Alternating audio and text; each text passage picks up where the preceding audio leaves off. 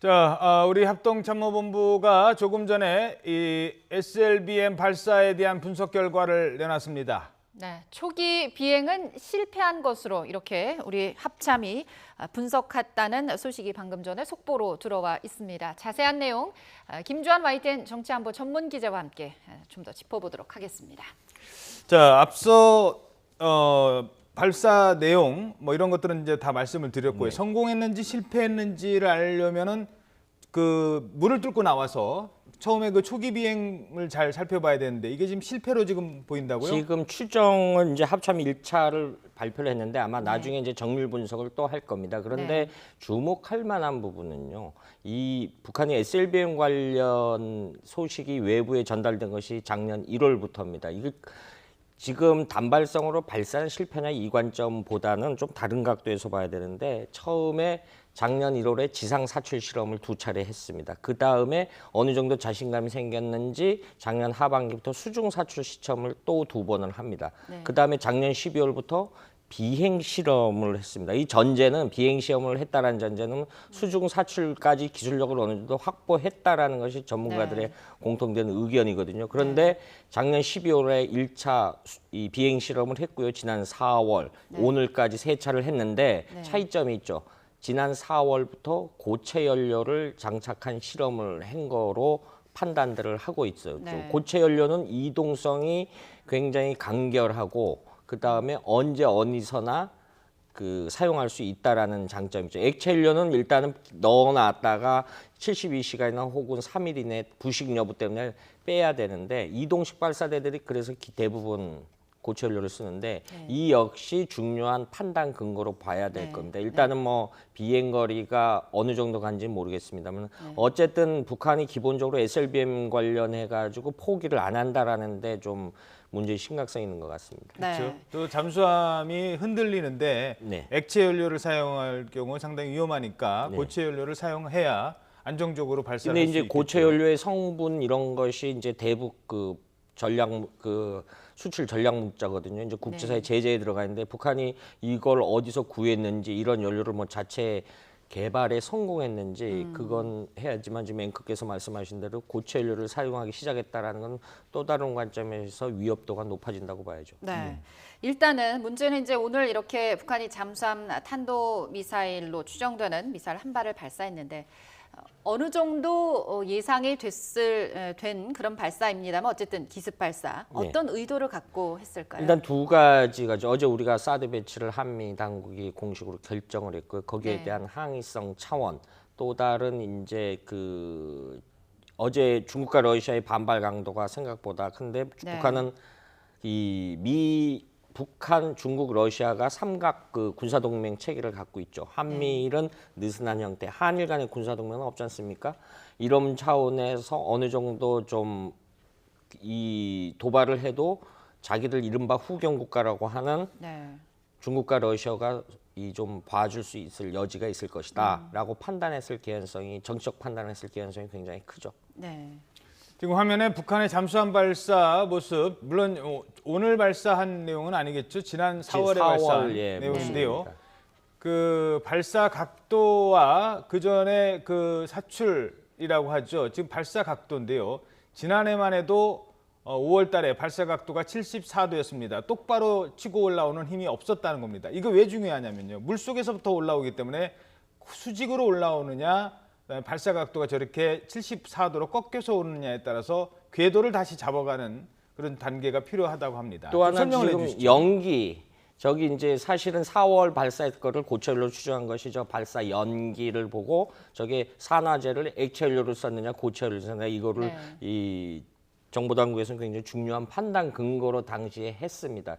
저기 이제 발사하실 때 우리가 일반적으로 알지만 이 용어가 많이 이제 공개된 콜드런치라 그래가지고 이렇게 바운스업해서 툭 튕겨서 물 밖으로 올라서 물 밖으로 나오는 순간 점화돼서 이제 이 발사체가 날아가는 찾아가는 거죠. 이런 형태에 되는데 기본적으로 TEL 우리가 지상 발사 이동식 발사대의 발사 원리도 이른바 다 콜드런치 원리입니다. 네. 우리가 우주선을 쏘는 거는 좀 다른 방식이고요. 네. 그다음에 그러니까 이게 어느 정도 툭 튕겨져서 일정 궤도를 일정 높이 올라가면 이제 자체 점화를 해서 날아가면서 뭐 다탄두 로켓 같은 경우는 1단, 2단, 3단 분리를 해가지고 목표물에 날아가는.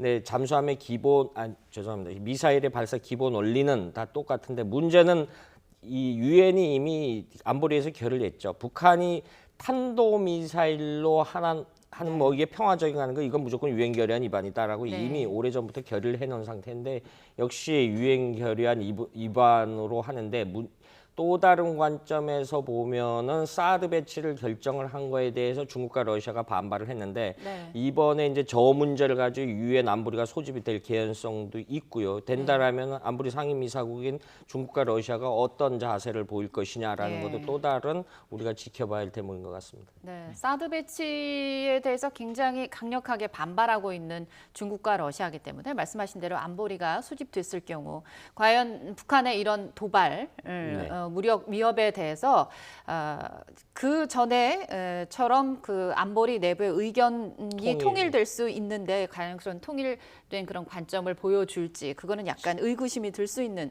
그게 대목인 것 사실 같아요. 그런 비슷한 사례가 있었어요.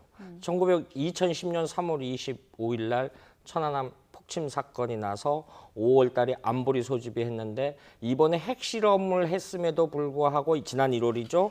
유엔이 안보리 결의안이 채택이 됐는데 그때는 그보다 더한 우리 46명의 그 정말 소중한 생명이 희생이 됐음에도 불구하고 안보리 결의안이 채택이 안 됐었습니다. 네. 사실은 의장 성명만 나왔는데 구속력이 없는 거죠. 의장 성명은. 예. 그때는 그 6년 전의 이야기를 되돌아보면 그때는 미중 간에 좀 어떤 이란 핵 문제 때문에 약간 협상의 여지가 있어서 미국이 중국의 협조를 받기 위해서 이란 북한에 대해서 북한 문제에 대해서 이제 유보적인 태도를 보이고 있었는데 네. 그래서 그때는 사실은 중견 국가에는 우리가 좀 어떤 피해를 보다 외교적인 피해를 봤다 이렇게 평가를 할 수 있고요. 그런데 지금 이 상황이 비슷한 상황으로 전개될 개연성이 없잖아 있죠. 예. 알겠습니다. 북한이 11시 반에 신포 앞바다에서 발사한 SLBM은 현재 우리 합참의 분석으로는 실패한 것 같다. 초기 비행에 실패한 것 같다라는 분석이 조금 전에 나왔습니다. 조금 쉽게 초기 비행에 실패했다는 게 뭔지 다시 한번 좀 정리를 일단은 해주시죠. 지금 초기 비행이라는 건 사출 시험 물속에서 하니까 튕겨져 콜드런치라고 말씀드렸잖아요.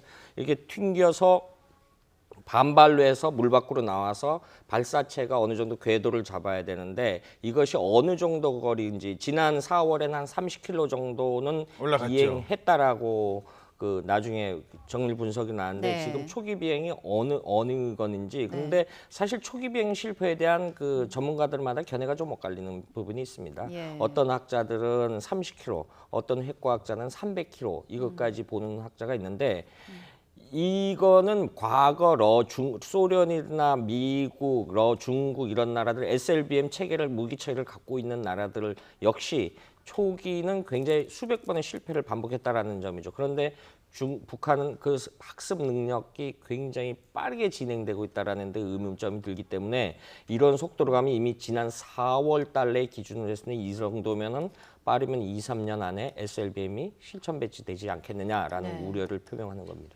그렇습니다.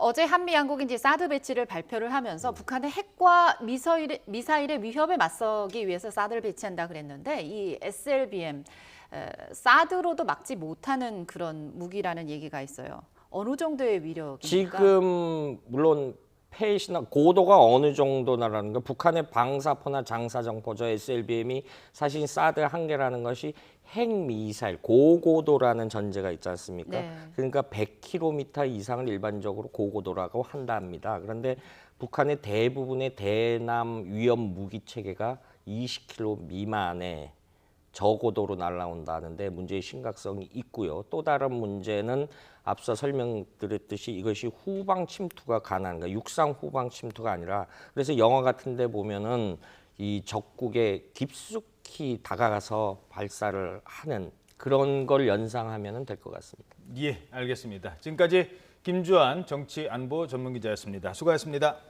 고맙습니다.